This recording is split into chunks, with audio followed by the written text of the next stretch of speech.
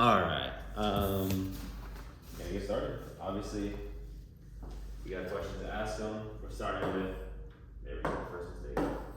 Going with day 1 in HL2. I guess we can put a 2 on there.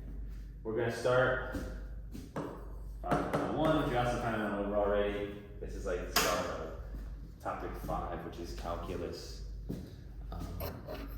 We're gonna go through limits. This is what we're gonna spend the first 2 days on. To be honest, limits is like a big part of calculus. It's probably like a quarter of the course. And for IB, it is a small piece of calculus. They basically are like, we don't really care about limits. So we're gonna do limits just today and tomorrow, and that's it. Whereas like a calculus course would do limits for like 3 weeks or something like that. So we're gonna kind of fly through it. We're gonna see a lot of different topics. My thing about limits is that limits are really easy, and you just want to make sure that you're not like scared of limits. The students who typically are really struggling with limits are like, they're trying too hard. Okay, I think limits is something that, especially the first and probably second thing we're gonna go over, limits like this, you could probably teach to like a 6th grader and they'd be alright. So first of all, let's talk about how the limit like notation looks. So it's gonna say lim, which is of course for limits. After the lim in this next position is going to be f of x. Sometimes it will say f of x because the real f of x is listed somewhere else or graphed somewhere else. Sometimes it would actually show a function like 3x plus 2 right there. So, obviously this can be switched out. And then underneath here, this is the mega important part. It will say x, arrow, and then it will say a constant of some kind. So we're gonna start with C when we're just talking generics. So this, every single limit question will incorporate this notation. This lim means limit, and this over here is the function. All of that's pretty self-explanatory. But this down here, this is our x, our domain, our input values, and then this arrow is goes to. So we say x goes to C, or x is going to C, or x is approaching to C. All those things are legit. And then C is a constant. I'm not sure how much last year you guys used like the very generic terms and the very generic cases when going through problems. That C would be a 2 or a -1 or a pi or some kind of constant like that. So that's how our limit looks. Now, there is also f of c, and these are going to be 2 things that you see a lot of times. One question will ask you about the limit and about the f of c, and very important. We'll explain more about what a limit is in a second, but these are not always the same. That's good enough. And really, when you leave today, if you understand that, then like 50% of what we're going to talk about, you're good. That the limit and f of c is not always the same. So let's talk about, well, if they're not always the same, what even are these 2 things?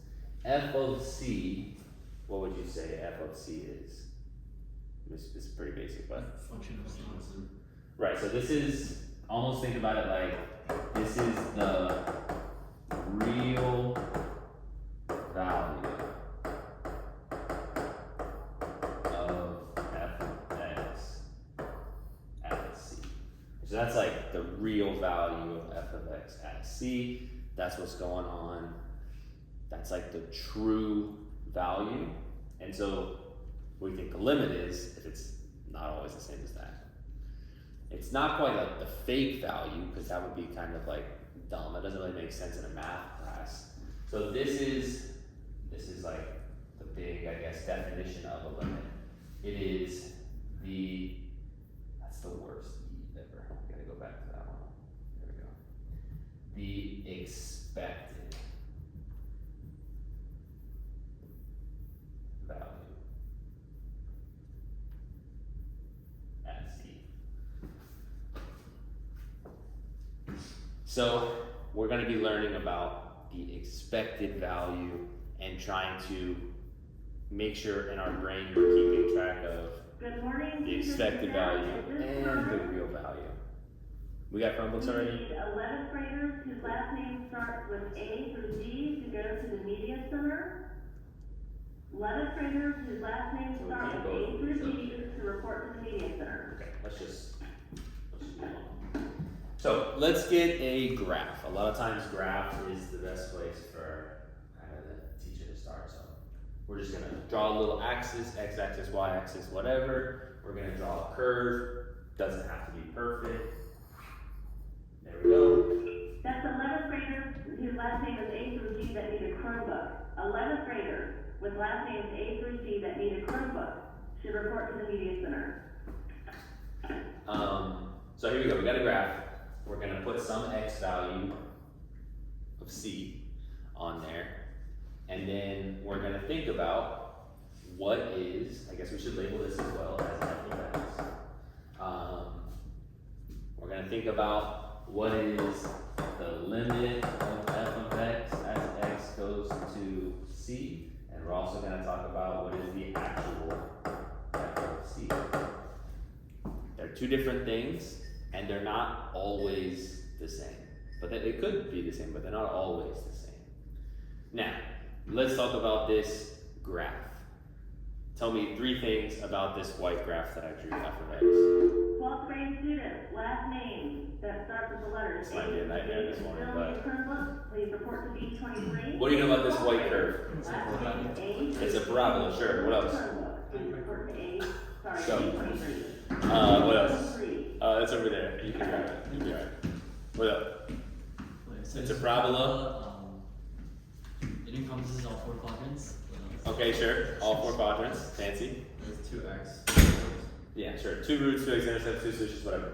So, is there really all that much interesting about this parabola? It's just a pretty boring thing. Now, if we have expected and we have real, all right? I almost want you to think about limits if you're thinking of like a movie, okay? I love watching movies, I love reading books, and what's the most exciting thing in a movie? I guess people are gonna have different answers here. Plot twists, right? You're watching a movie, you're like, this is pretty good, right? I kind of see where this is going. Boom, plot twist. Oh my God, what's going on? No idea. So, if you have a really boring parabola, does this parabola have any big like plot twists all of a sudden like, oh, whoa, what? No, it's just a boring kind of line. So what we expect to happen is pretty much just gonna happen, right? There's no real twist up for us, okay? If you have a boring graph, you're gonna have a boring limit. So boring graph here. Let's give you some values here. We've got A, B, I guess we already used C there, so we can go with D and E. So, the graph isn't super precise. I'm just moving a little bit to make it more precise. There we go, good enough. So, what is the actual real f of C, y value at the value C, if you had to pick a letter? D, right?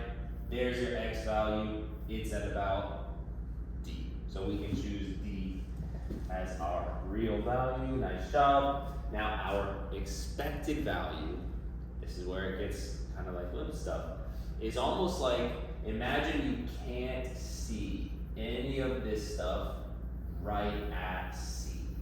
All you can see is the stuff before C and the stuff after C.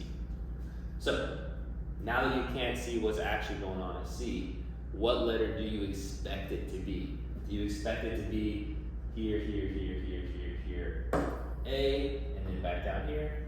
No. You're gonna expect it to be D. You're probably thinking, like that is almost like so mega obvious that it seems like a weird question because it's like a not even question. And that's the thing with limits, especially when we're talking about graphs. It is really actually quite easy. Now, we're gonna move ahead to a question that's,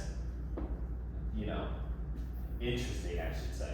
We're gonna go watch a movie that's interesting because it actually has some kind of twist to it. It's got something interesting going on. So this time, same thing, let's put a value C, we'll put it over here this time. Let's make a graph, doesn't have to be perfect. Let's make a label this is, I guess we already used that. So you know what, let's call this one G, good enough. This is still a pretty boring graph, so let's do one of these. All right, have we ever seen that symbol on a graph? Is that a hole? Is that what it's called? It is an open circle and it is called a hole, you're right. How familiar are we with holes? Okay. Yeah, we've heard of it before, but.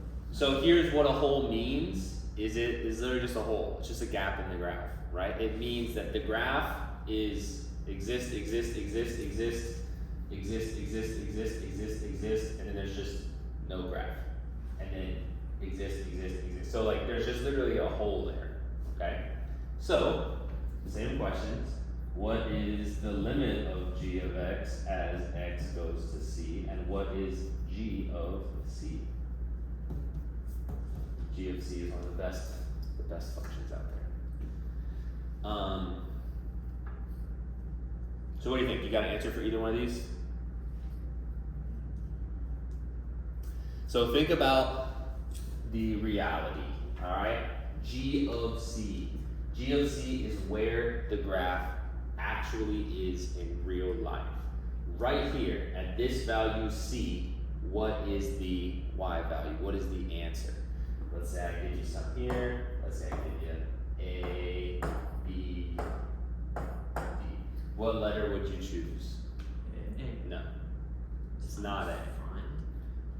The real true value does not exist because there is no real true value. And there's a hole, right? We're good here. We're good, right? There's a graph. But when we're chilling actually at C, there's no graph. The graph just doesn't exist at all. So in reality, there's no graph at all. However, limits, we don't actually care what's going on actually at C, right? All of this, we can just ignore this, almost like put your pencil down on your paper or something, and just say, what do you expect the value to be? Do you expect it to be A or B or D? Well, you would probably guess that it was A, right? There is a plot twist. There's actually no value there. But if we were just expecting it, we would expect there to be a point there. So this, you're gonna look at the actual point. This, you're gonna look around the point. That's the idea. So this answer would be A if you're drawing the same graphs that I'm drawing you. So again, this is exactly at C, and this is around C. That's kind of the idea there. And we're now going to go to the next page. How's it going so far? Doing okay? Yeah. Okay.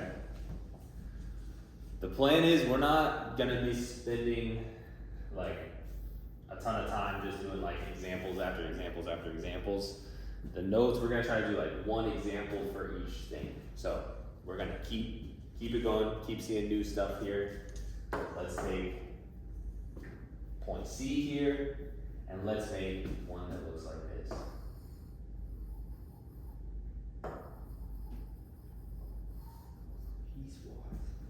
Alright, we got a piecewise, or we got a step function, or we got something very strange, one way or the other. Again, when you're doing these questions, my first thought is this graph interesting, or is it just a boring continuous line or a boring continuous curve? Because if it's a boring continuous curve, then the reality and the limits are all going to be the same, and it's like, who really cares? This obviously has some stuff going on. We can call it h of x, so let's try to figure out the limit as x goes to c of h of x, and also h of c.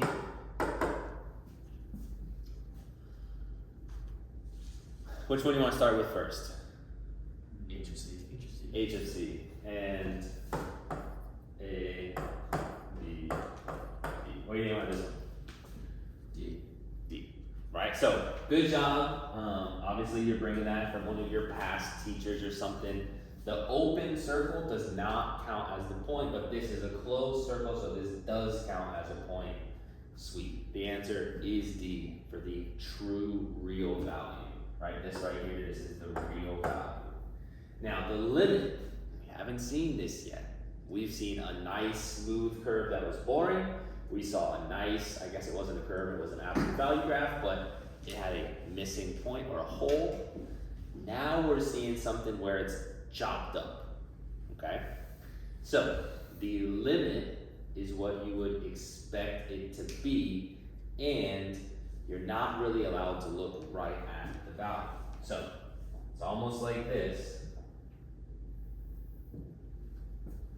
What do you expect the graph to be in that missing region? Do you think it looks like it's about to be A? Do you think it looks like it's about to be B? Or do you think it looks like it's about to be D?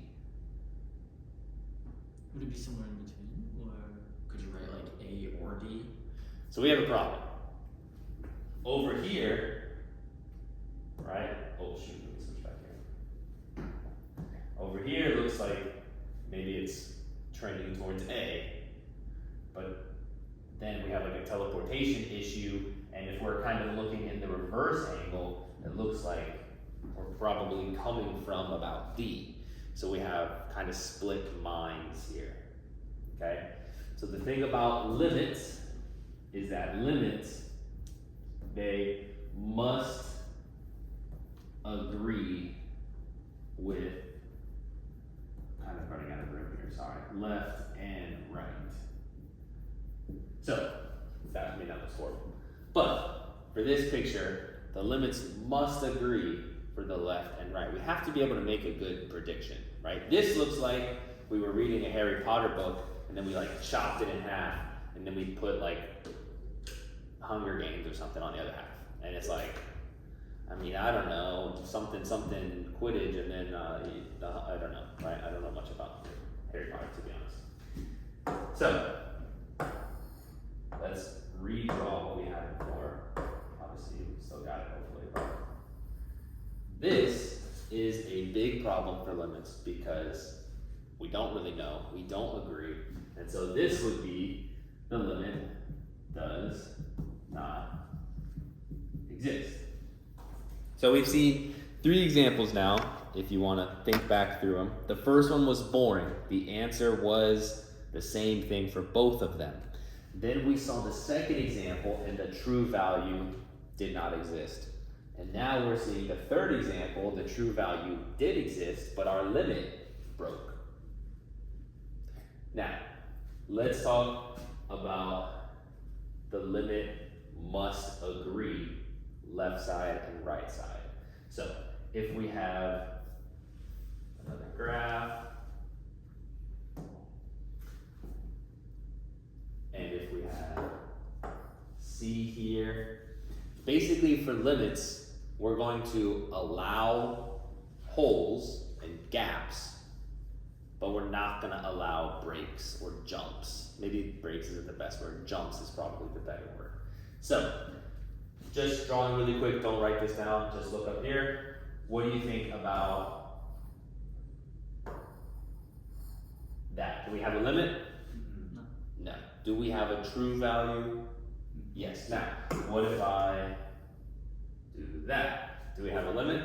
Yes. Do we have a true value? Yes. Nice. What about if we do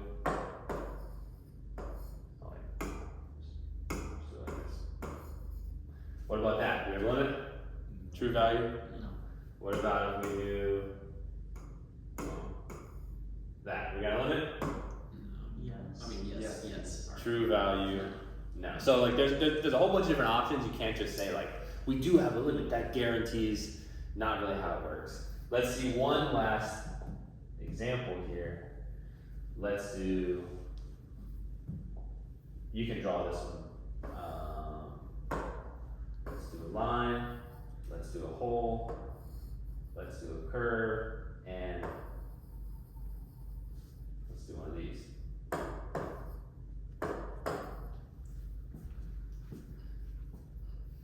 So this looks very piecewise. This looks linear before C, this looks quadratic after C, this looks just like a random point at the value C.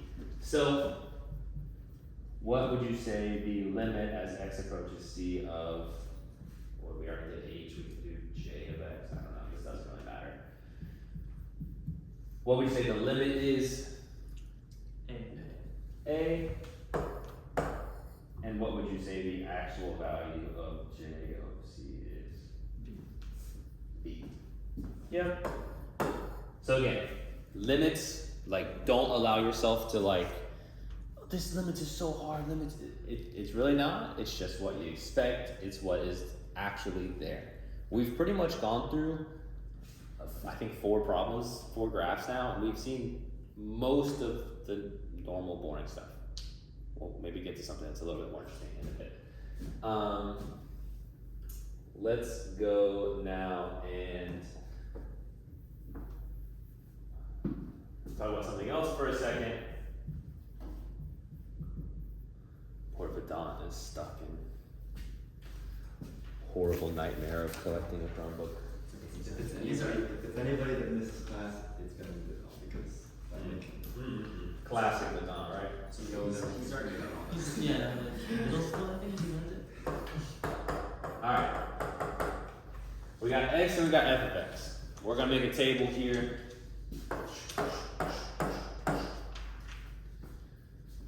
And let's just say 1, 2, 3, 4, 5, 6. And let's say that we have 2, 5, 9. Let's say we have 20 and 23. Alright. So here's a table. This is a table of a function. It's kind of like a little bit of a scatter plot.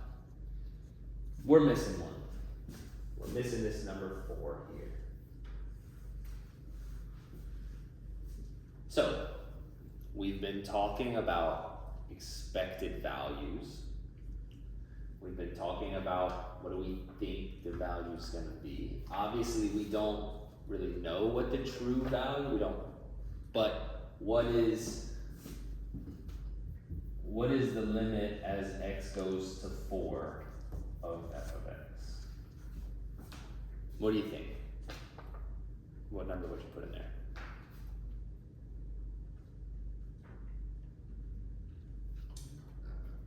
14. Yeah, 14. Cause wait. So why are you feeling so hesitant? No, I was just doing the. I was trying to see how each one was like incrementing. Yeah, I don't see a function clearly, or at least I haven't figured out one, so that's why I'm kind of hesitant. It just looks like after each number, it just adds 1 to whatever it's adding. So it's like between 2 and 5 is 3, 5 and 9 is 4.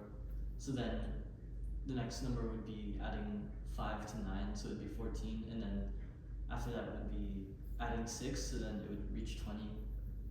But then kind of messes up at 23, so I don't know. I mean, certainly a noble effort, right? Yeah. Just at the very last step. So here's what's going on. This is not how limits work, right? We can try to say, like, I wish we could come up with a nice linear function. I wish we could come up with maybe even something that was quadratic or something fancy like you were coming up with, but at the same time, like that's has nothing to do with limits. Okay, so you will see limit table questions, but this is bad. This is like useless. This is not how it works. Welcome back. You didn't miss everything, but lock in. So it's not like, I was just sitting here trying to waste your time and draw a table that I was gonna cross out. But I feel like showing you a table with these kind of numbers helps you realize why the table looks as weird as it looks once we get down here.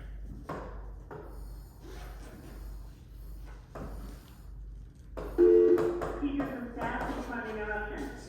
Any 11th grade students with the last name starting with the letters H through F that still need a Chromebook should report to the media center. That's 11th graders, last name H through F. Report to the media center if you still need a Chromebook. If you're a 12th grader who still needs a Chromebook and your last name starts with H through F, go to D23. 12th graders who still need Chromebook, last name H through F should go to D23 at this time. Okay, so I've got now a blank graph on here. Let's make a question. Let's say that we are doing the limit as x approaches, give me a number, 5 of g of x. Okay, so we're trying to figure out the limit as x approaches 5. That means 5 is not on our table, because if 5 was on there, we'd probably be in pretty good shape. What will be on here is the stuff around 5. Now on this bad graph, we kind of have that, right? We've got 1, 2, 3, missing 4, then we've got 5, 6. But there's still like too much of a gap. There's still too much of a jump. Like, I don't know how are we gonna jump from 3 to 5 and figure out what's going in 4. So what's gonna happen is your limits table will look like this. 4.999. How close is that to 5? Mega close. And this one is going to be 5.001. How close is that to 5? Very, very close. So again, think about like you have your big graph and you've just erased the column at 5, but you're going to get the information for right up next to it. So then you'll also see this will be 4.99. So we're just like kind of leaving off a 9. It's still very close, but it's not. I suppose this is very, very close, and this is very, very, very close. And then we'll have 4.9. On a normal day, you would say 4.9 is very close to 5. But it's not as close when you're also working with 4.99 and 4.999. And so over here you'll see, you may have already filled out your table, 5.01, 5.1. And this table will help us with our limits, because when we fill in these little values, we will really see the number hopefully converging on something. So let's do, what time are we at? 4, 5, we gotta do this.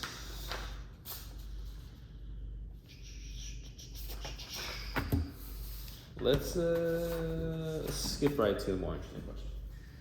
Let's finish our table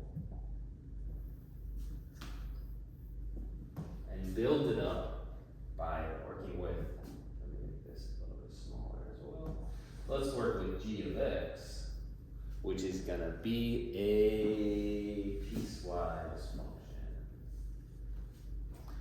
And let's say that it is, obviously we have one thing when it is less than 5, that number should match your limit number. We should have another thing when it is bigger than 5. And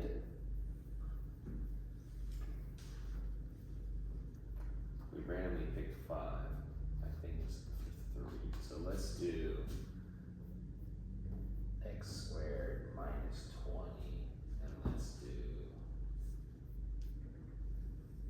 x plus 2.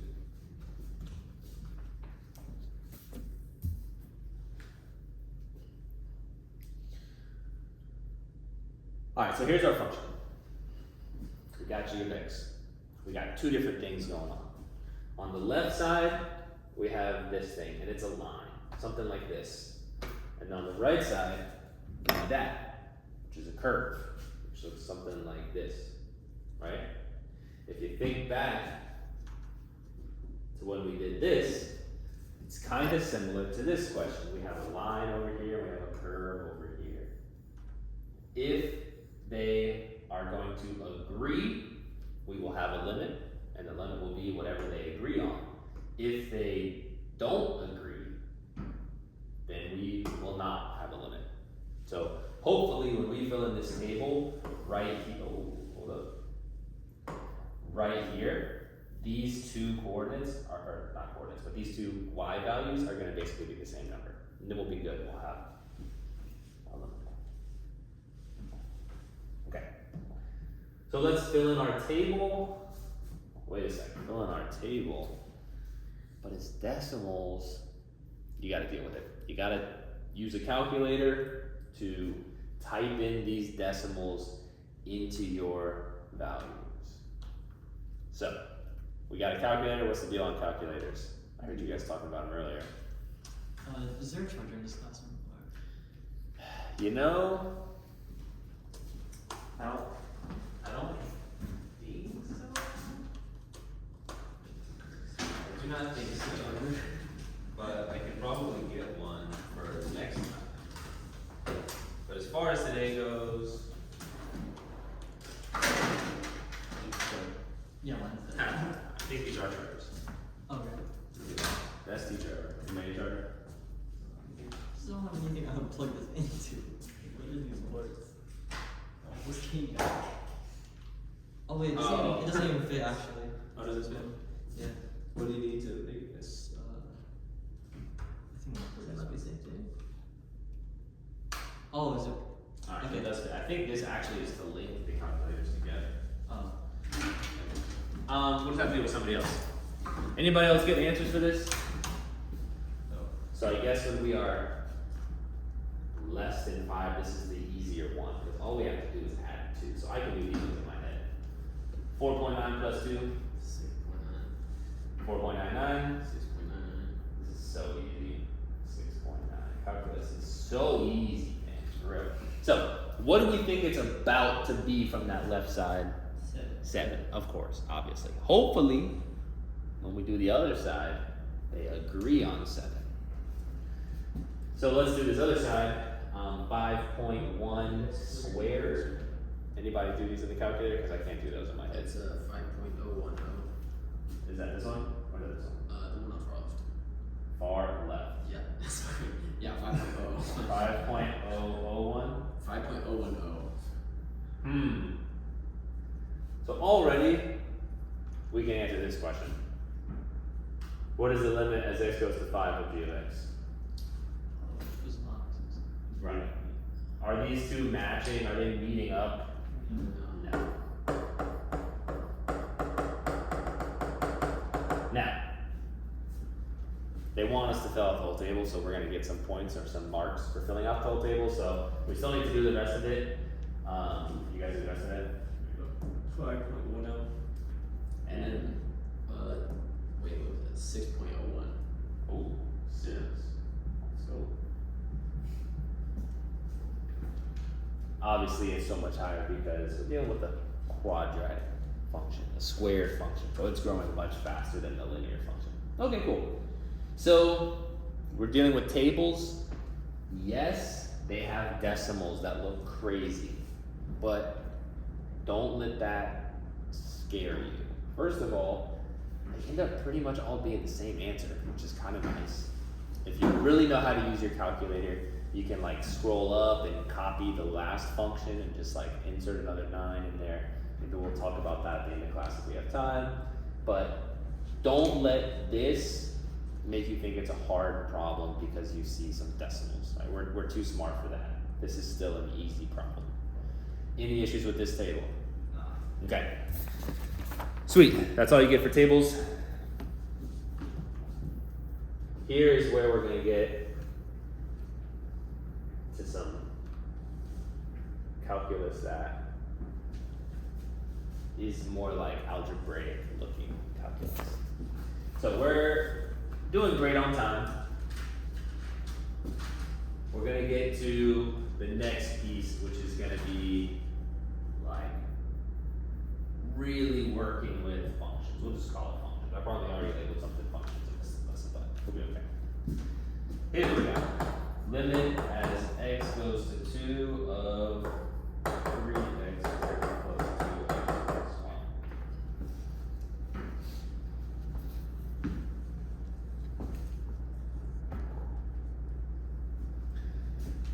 So we've got a limit here, trying to figure this out. We're looking at this function. We need x to approach 2. Your kind of number one thought is there a plot twist at 2? Is there something crazy going on that when I plug in 2, it's like, whoa, this is weird? Or if I plug in a 2, do I just get a normal number? Probably a normal number. Right. So if this has nothing interesting going on, just try plugging in the 2, and if it works, then that's gonna be good. You're gonna get the answer. So, because this is so simple, we can literally just 3 times 2 squared plus 2 times 2 plus 1. Do a little substitution. Should be pretty straightforward. Wait for you guys if I got that answer.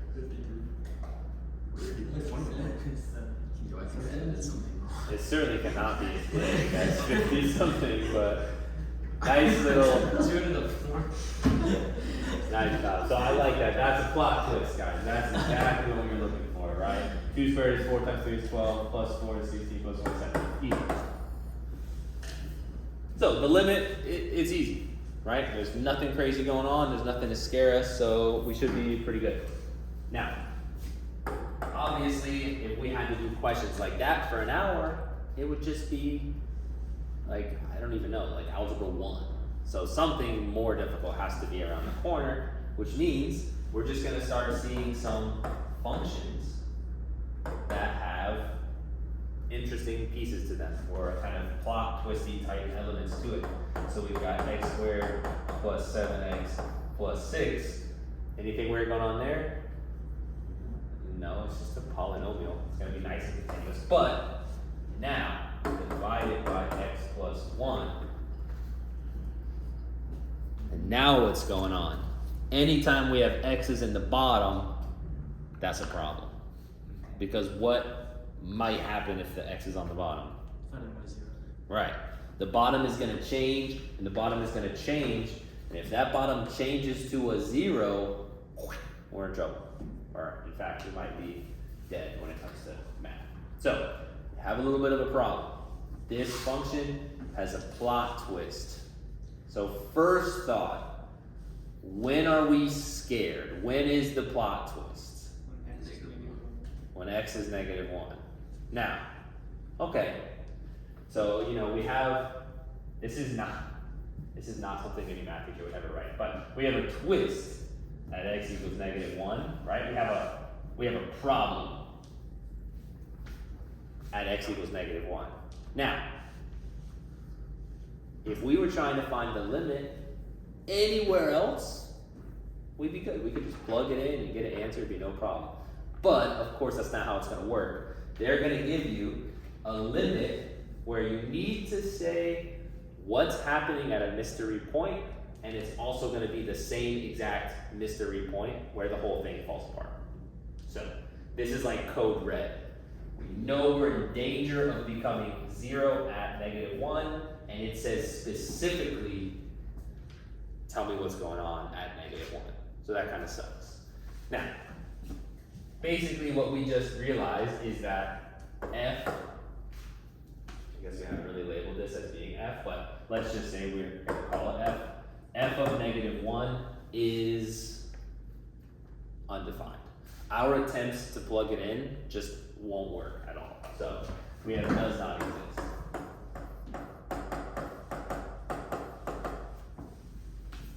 And that's why limits are worth learning, because this function which does have an issue right there, is not totally useless. We can still even talk about it around that point of -1. In order to do these questions, basically, you have to know how to fix the problem. You have to know how to see that +1 and basically get rid of it or alter it. Any ideas how to do that? Multiply by x plus 1 to the top. So multiply by x plus 1 to the top would not work. If we try this, these don't really cancel out.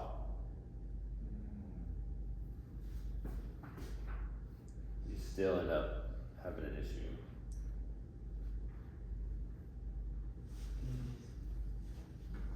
When we took the stuff that we were doing towards the end of the last year, we were taking the derivative things, what was it? I don't think that's listed. So, a decent idea, Josh. We gotta do something to the bottom. The problem is, if x plus 1 being in the bottom is creating an issue, putting another one down there isn't really gonna fix our issue, and I think it would only be fair for me to prove it, but we have x plus 1, x plus 1 in the bottom, and then we have x squared plus 2x plus 1 in the bottom, and then we plug in our -1, we're gonna get 1 minus 2 plus 1, which is 0, which is still death. So, a good idea. We gotta do something to change it, but it ain't that.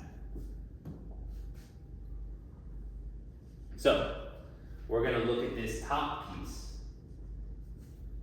Anything interesting about the top piece? Cancel out an x plus 1 if you factor it. Factor, yeah. Oh, yes. So, we can look at the top piece, x squared plus 7x plus 6, which is, X plus 1, x plus 6. right, I mean, think about it.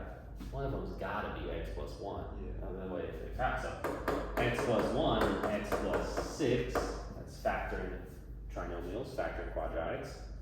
And so, if we think about this function as actually writing it x plus 1, x plus 6 over x plus 1, now we can eliminate those two things.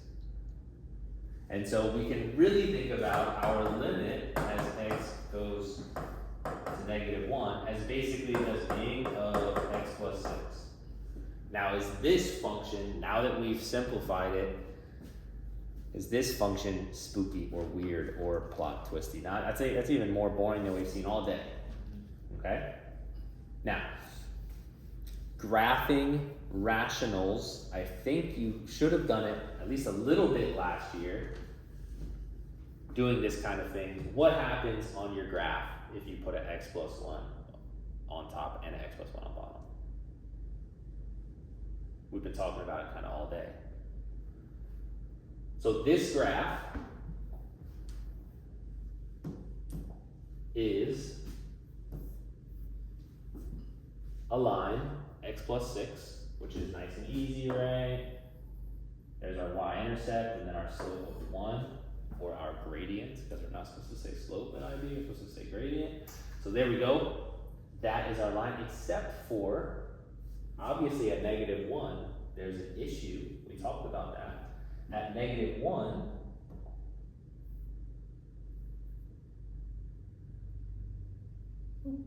there's a little hole. That's how our graph looks. So those holes that we've been talking about all morning are not just like weirdo math teacher made it up and started drawing holes on the board. Those holes come from something actually pretty easy. You just have the same factor on the top and the bottom. It creates an issue, but you can cancel them out to kind of solve it the normal way. So, now that we've done that, we still haven't picked an answer yet. The limit as x goes to -1 of this function, which we simplified to this function, at this point, no more plot twist, no more issue, just plug it in and give me the number. What do you get? 5. Done. That's the answer, 5. So you have to kind of know how to get rid of some of these issues. Something that we're going to talk about next time I see you on Friday is, or something that they spend weeks doing in AP calculus would be all of these crazy limits where you have these crazy denominators and you have to learn how to get rid of these crazy denominators. But we're not really going to spend all that much time on it. For the most part, look to factor and cross out, and then you'll probably get rid of the problem area. Alright, we're very close to being done. I've taught you essentially everything we wanted to teach. What we're gonna do now is teach you something that is probably mostly obvious to just add on. It's just like a nice little add-on. Let's say that g of x is a nice, not that, much better. A nice piecewise function. We got 4x minus 2, x is greater than 4. We've got x plus 10. If x is less than or equal to 4. I'll give you a sec to write that down.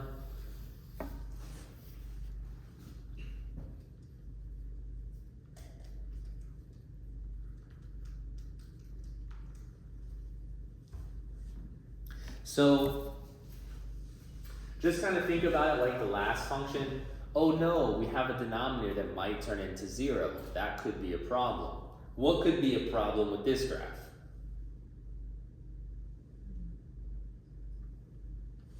I mean, if we look only up there, no problems. If we look only down here, no problems. So what could be the problem?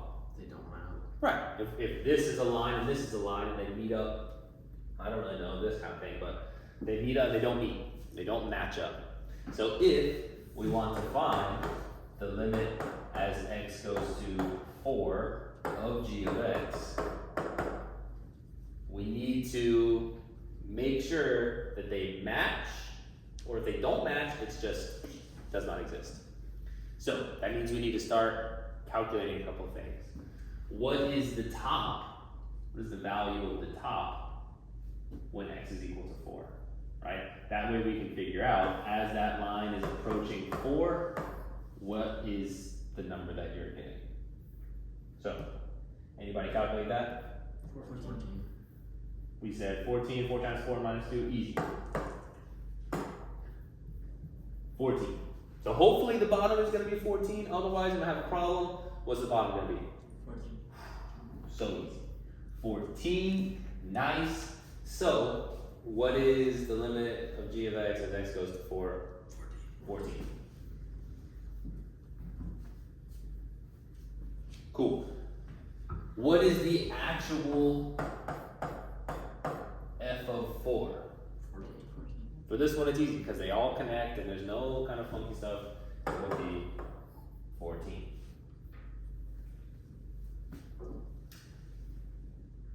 Okay, that's pretty easy working with piecewise functions. That's not too scary. Just check the top, check the bottom, make sure they kind of match up. What if they don't match up? So, probably just the outer room.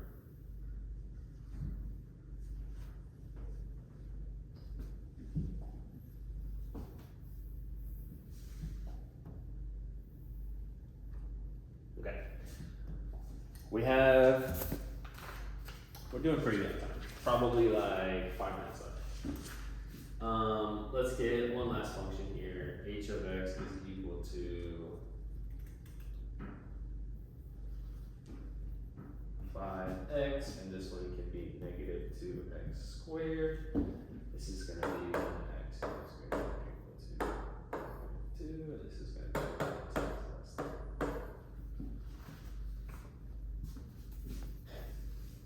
What do you think the question is going to ask?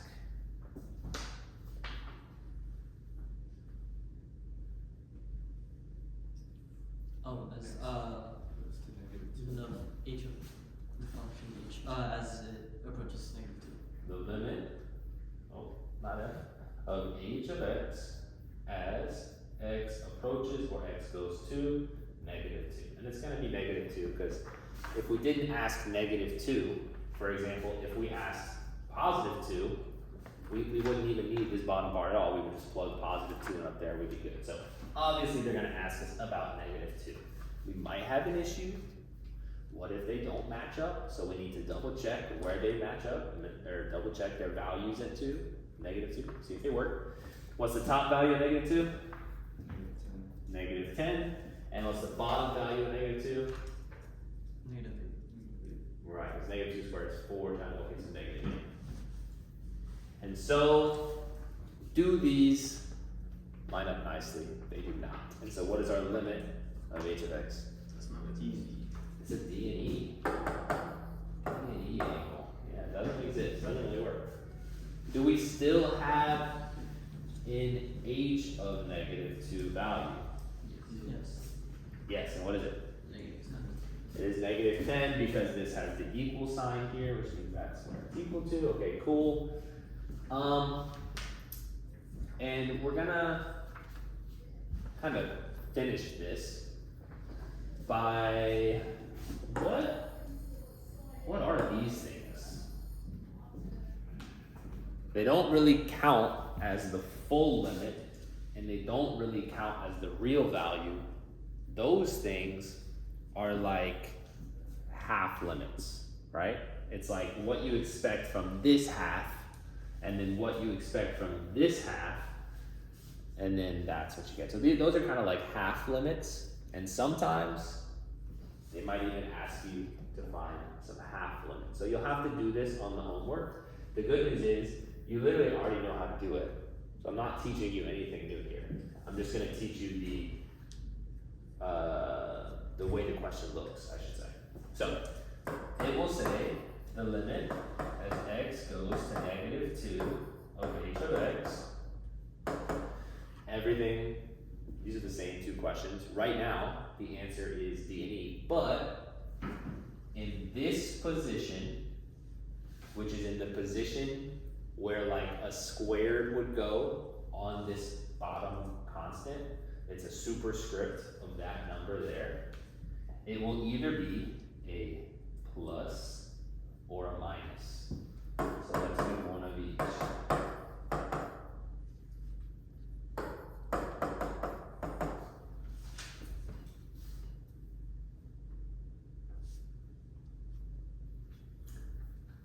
So the plus means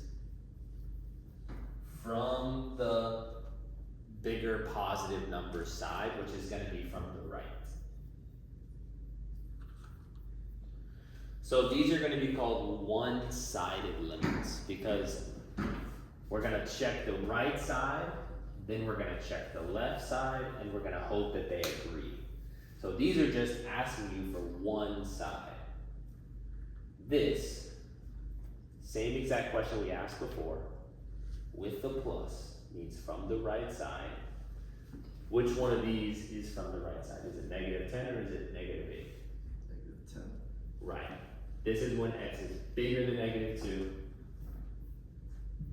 -2 is right here. So x is bigger than -2, that's this side. This answer is going to be -10.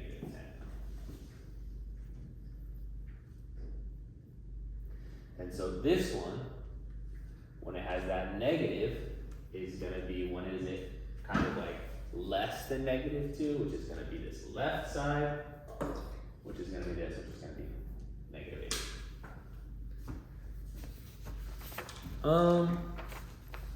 We're pretty much done in a pretty solid amount of time. We definitely powered through a lot there.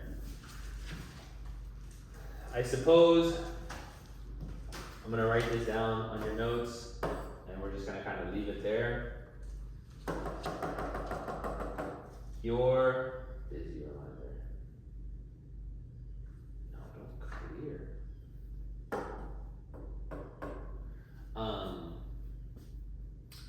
Your homework says you can use a calculator. That might be your calculator that you have. That might be Desmos while you get your calculator charged or whatever. So I'm not worried about which calculator you use, but your graph might look like this. And what is this thing that's happening here? It's an asymptote. It's an asymptote. And an asymptote is a pretty freaking big deal, especially if you're trying to figure out, you know, what is the